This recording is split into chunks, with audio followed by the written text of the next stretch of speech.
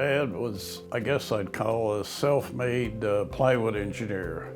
I think he learned a lot about it when he worked at Jasper Wood Products, and they developed with Ford Motor Company. He was involved with a engineer out of Ironmont, Michigan, Tel Bailey, and they designed the wood exterior parts for the Ford Woody station wagon, which that was a famous vehicle for years. And so all of those parts he designed, and they were produced at the Jasper Wood Products plant here in Jasper, and then they shipped them to Michigan. I think my dad was successful because he was a lifelong student. He taught himself. He was required to leave high school at age 16. And so he learned how to be adaptable and flexible. He became a good problem definer and problem solver. And I think he kept his focus. He had good discipline. And I think a lot of good things happened in America at the time that he entered business. His leadership style, I think, well, with us, it was, excellence and do the job right. But I think he was a servant leader.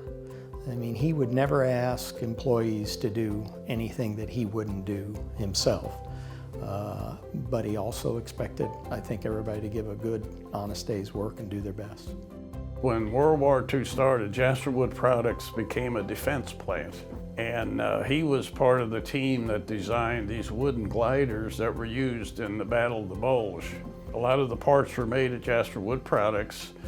They shipped them like unassembled to England, and then they put them together there, and they would be 10 or 12 troops would be in this wood box with wings, and they would tow it behind an airplane or a bomber, and they towed them across the English Channel, and then they cut them loose, and they glided them down and tried to land them. Many of them, of course, crashed, and they ran into trees and things, but yeah, a lot of that was built here in Jasper, also those parts.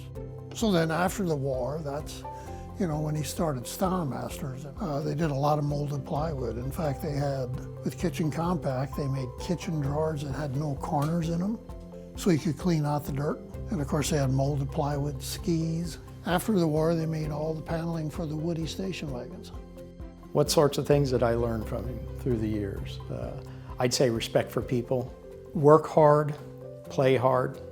He loved, Mom and he were a great partnership, and getting together and having family get-togethers. And it wasn't always just the immediate family, the sons and daughters and the kids. It was aunts, uncles, everybody. I learned you needed to have a release from the day-to-day business.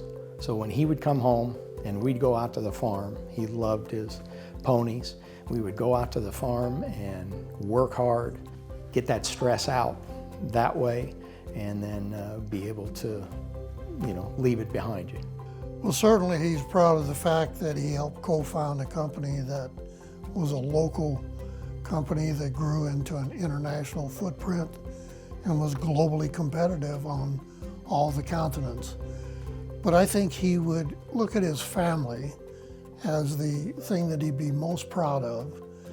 He believed that the ultimate measure of wealth was a successful family. And we have 6 children in our family. All are solid citizens. Our grandchildren are all solid citizens.